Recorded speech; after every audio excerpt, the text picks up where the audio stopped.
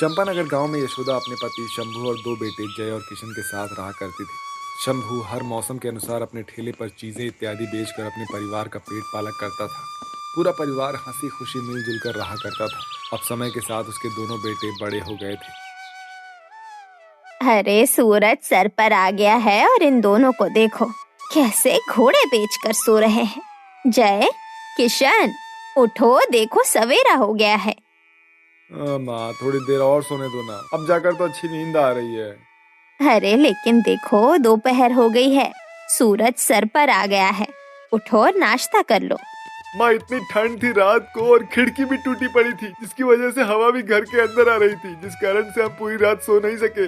अब सूरज सर पर आया है तो थोड़ी सी गर्माहट हुई है, इसलिए हमें तो अच्छी नींद आ रही है ना। प्लीज हमें सोने दो। अच्छा ठीक है, फिर जो सबसे देर में उठेगा उसे गाजर का हलवा नहीं मिलेगा। ये सुनते हुए दोनों भाई एक झटके में उठते हैं और बाथरूम की तरफ भागते हैं। ये देखकर यशोदा हंसने लगती है। यशोदा अपने दोनों बेटे जय और किशन से बड़ा प्यार करती थी। बड़ा बेटा जय खेती में काम करता था, तो वहीं छोटा बेटा किशन थोड़ा पढ़ा लिखा होने के कारण से किसी कारखाने में लिखा पढ़ी का काम कर लिया करता था। दोनों भाइयों में बड़ा ही प्रेम था। कुछ देर बाद, माँ मैं खेतों पर जाने के लिए लेट हो रहा हूँ, मेरी कुल्हाड़ी कहाँ है? हाँ माँ, और मुझे भी मेरे जूते नहीं मिल रहे हैं। हे भगवान, बातें जरा सुनो इनकी। ले देकर तो एक ही कमरा है इस घर में और उसमें भी इनकी चीजें खो रही है। अरे बदमाशों, बात ऐसी करो जो हजम हो जाए। यशोदा की बात सही थी। उसका पति शंभू ठंड के मौसम में गाजर का हलवा बेचा करता था। परिवार बड़ा था तो बड़ी मुश्किल से गुजारा हो पाता था। वहीं यशोदा को ये उम्मीद थी कि उसका छोटा बेटा थोड़ा पढ़ा था तो उसे कहीं शहर में गांव से बेहतर नौकरी मिल जाएगी, जिससे वो घर की स्थिति को सुधारेगा। लेकिन शायद यहाँ किस्मत को कुछ और ही मंजूर था।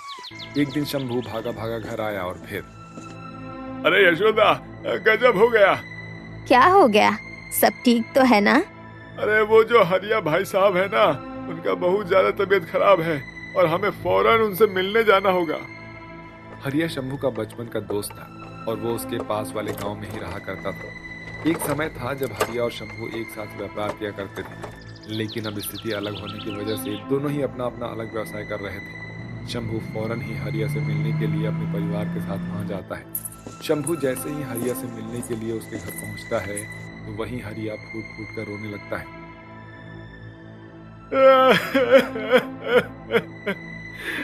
शंभू, अब मैं नहीं बचूंगा। शंभू, तू तो दोस्त है, मुझ पे एहसान कर दे मेरे भाई, तू तो मेरा दोस्त है ना। तू ऐसा क्यों बोल रहा है? कुछ नहीं होगा तुझे। नहीं नहीं, अब कुछ नहीं हो सकता क्योंकि डॉक्टर ने जवाब दे दिया है भाई। मेरी दोनों बेटियों का मेरे बिना अनाथ हो जाएगी भाई। मेरी दो ही बेटियां हैं। अगर तुझे ठीक लगे तो एक बात कहूँ, तू ना अपने दोनों बेटों से उनकी शादी करा दे और उन्हें यहाँ से ले जा। मैं नहीं चाहता हूँ कि मुझे ऐसे मरते हुए मेरी बेटियां मुझे देखे। ये मेरी आखिरी इच्छा है। मेरी आखिरी इच्छा पूरी कर दे मेरे भाई। दोस्त की बात सुनकर शंभू अब सोच में पड़ गया था। अब उसे कुछ सूझ नहीं रहा था। अब उसने आओ देखा न ताओ और अपने दोनों बेटों जय और किशन की शादी हरिया की बेटी राधा और नैना से कर दी। दोनों ही बहनें बड़े ही शांत स्वभाव की और संस्कारी थी। और फिर शादी के बाद, क्या हुआ यशोदा, तुम परेशान से दिख रही हो? परेशानी की बात तो है ही जी। आपने तो अपने दोस्त को दिया हुआ वचन निभा दिया, पर हमें इतना वक्त तो देते कि हम दोनों के लिए कुछ इंतजाम कर पाते। अब एक कमरा है और एक बैठने का कक्ष और दो बहू है घर में। जरा बताइए तो सही, वो अब कहाँ रहेगी, कहाँ सोएंगे? और आज तो उनकी शादी की पहली रात है। बेचारी वो दोनों अपने गृहस्थी कैसे शुरू करेगी? उधर यही सवाल दोनों बहुओं को भी परेशान कर रहा था कि अब वो दोनों कहाँ सोएंगी, अपने अपने पतियों के साथ वो कैसे एकांत में समय व्यतीत कर पाएंगी। यशोदा और शंभू को भी अभी कुछ नहीं सूझ रहा था। तभी बड़े बेटे जय ने आकर कहा, माँ आप पिताजी को दोष मत दीजिए, वो मजबूर थे। मेरे पास एक तरीका है। एक काम कीजिए, आप बैठक में आप दोनों आराम कीजिए और मैं और किशन अंदर की स्थिति को संभालते हैं। ठीक है, लेकिन आज की रात तो हम काट लेंगे बेटा। लेकिन वो मेहमान नहीं है जो कल चली जाएगी। वो इस घर की बहुएं हैं और उन्हें पूरा हक है अपनी शादी के पहले रात को अपने पतियों के साथ रहने का। यशोदा की बातें 100% सही थी, लेकिन यहाँ सवाल था कि दोनों जोड़े आखिरकार अपनी अपनी सुहाग रात कैसे मनाएंगे। उदास जय और किशन कमरे में आ जाते हैं जहाँ दोनों बहुएं सोच में डूबी थी। फिर किशन, मुझे कुछ समझ में नहीं आ रहा यार कि मतलब एक ही कमरा है और हम लोग 4 सदस्य कैसे करेंगे और क्या करेंगे। भैया मुझे भी कुछ उपाय सूझ नहीं रहा है, मतलब इस समस्या का समाधान कैसे किया जाए। अभी जय और किशन आपस में बात ही कर रहे होते हैं कि तभी राधा बीच में बोलती है। जी, मेरे पास एक उपाय है, बताऊं? हाँ हाँ, क्यों नहीं। जी, मैं ये कह रही थी कि मैं और आप ऊपर तान पर सो जाते हैं और नीचे देवर जी और नैना सो जाएंगे। हाँ दीदी, आपका आइडिया तो अच्छा है, लेकिन आप ऊपर चढ़ेंगी कैसे? मैं काम करता हूँ, बाहर से सीढ़ी लेकर आता हूँ और उसके सहारे आप दोनों ऊपर चढ़ जाइएगा। फिर क्या था, किशन बाहर से सीढ़ी लेकर आता है जिसके सहारे जेठ जेठानी ऊपर तान पर चढ़ जाते हैं। और फिर राधा जी, आपको तो पता ही है ना कि हमारी शादी किन परिस्थितियों में हुई है, इसलिए ना मैं मतलब सुहाग रात पर कोई भी महंगी चीज कोई उपहार नहीं दे पाया आपको। बस मैं आपके लिए ना ये चांदी की छोटी सी अंगूठी लेकर आया हूँ। आपको बताने की कोई जरूरत नहीं है, और वैसे भी आप जैसा अच्छा जीवन साथी मुझे मिला है, मुझे अब ऊपर वाले से और कुछ नहीं चाहिए।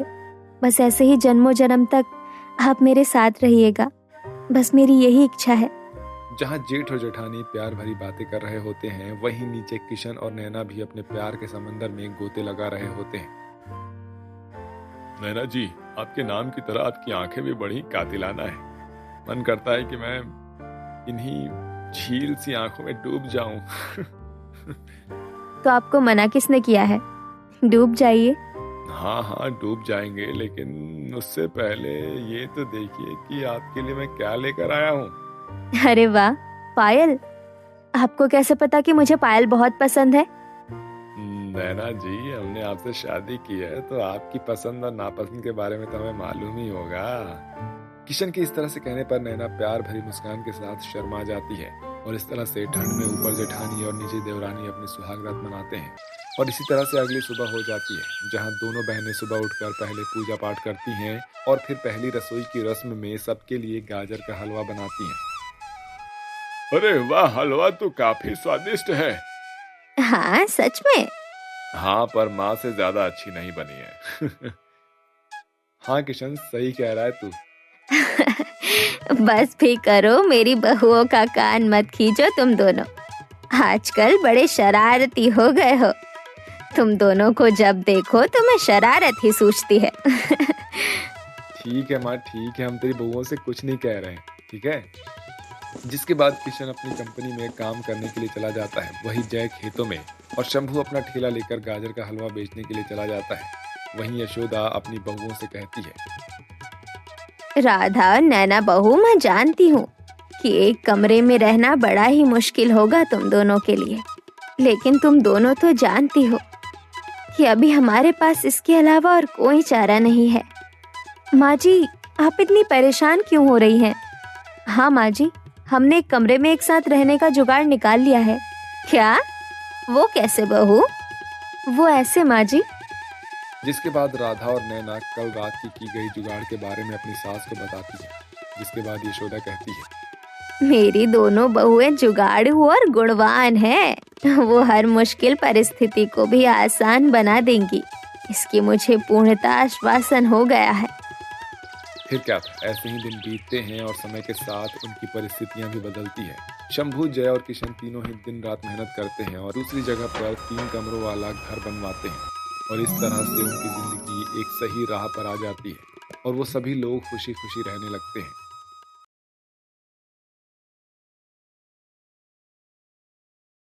अनन्या बेटा, आज मैं और तेरे ससुर जी तेरे ही यहाँ खाना पीना करेंगे।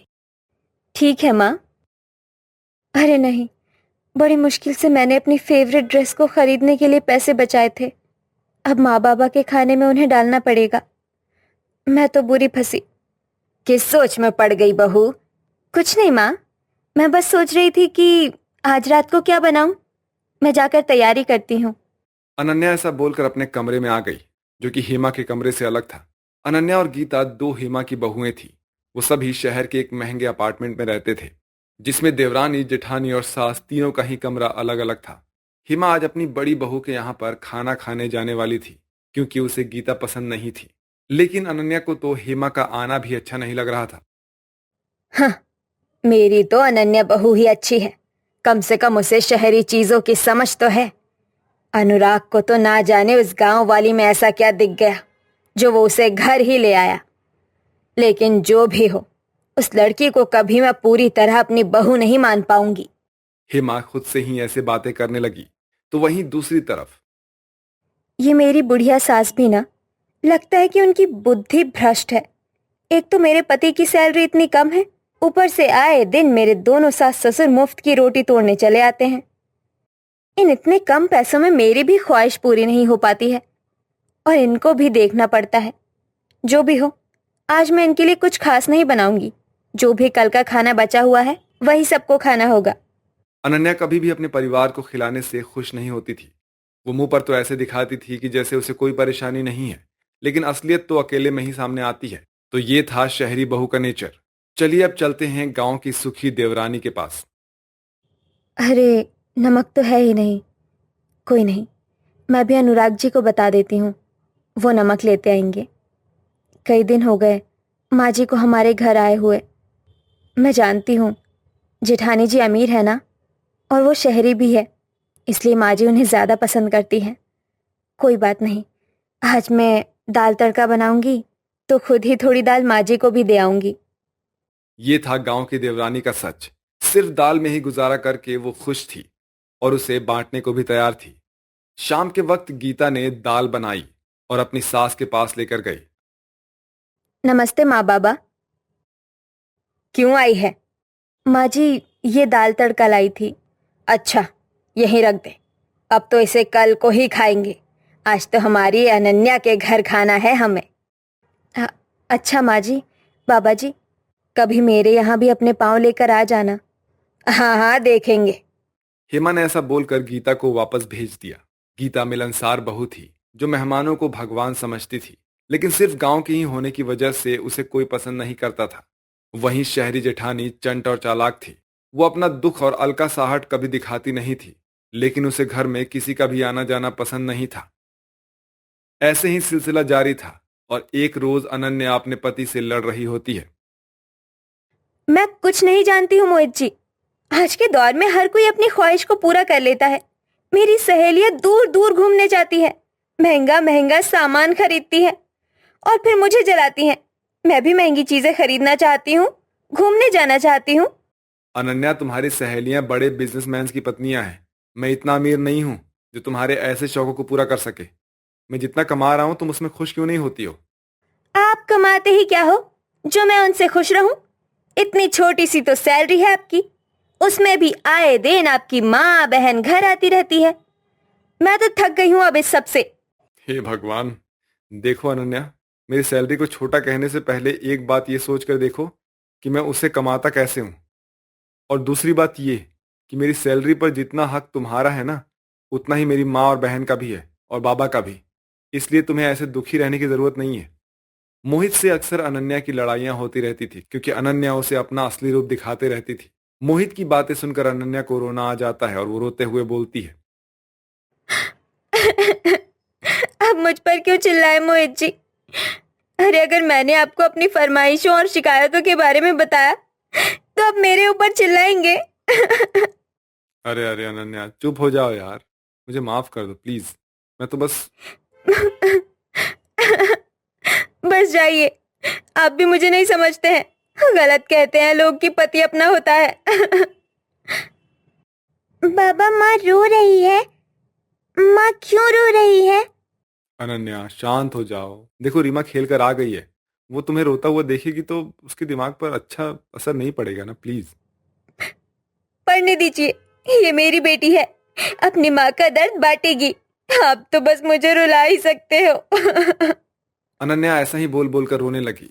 एक तरफ ये सब चल रहा था तो वहीं दूसरी तरफ अरे नहीं, राशन तो खत्म होने वाला है और अभी तो अनुराग जी की तनख्वाह मिलने में भी समय है।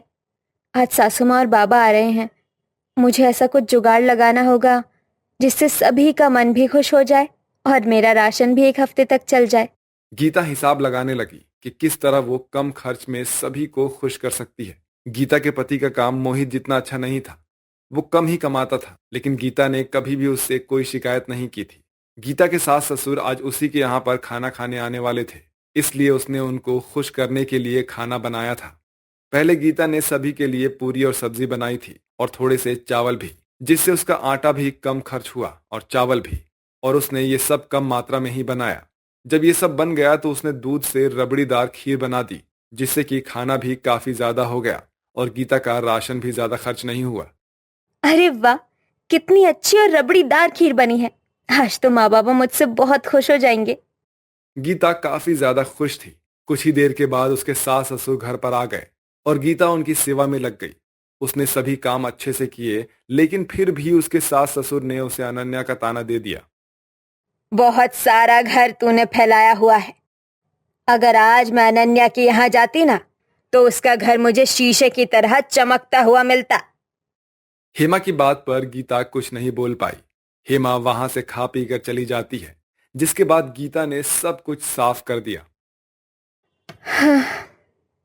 माँ बाबा जी को मैं आज भी इम्प्रेस नहीं कर पाई, लेकिन कोई नहीं, मैं अपनी कोशिश नहीं छोड़ूंगी।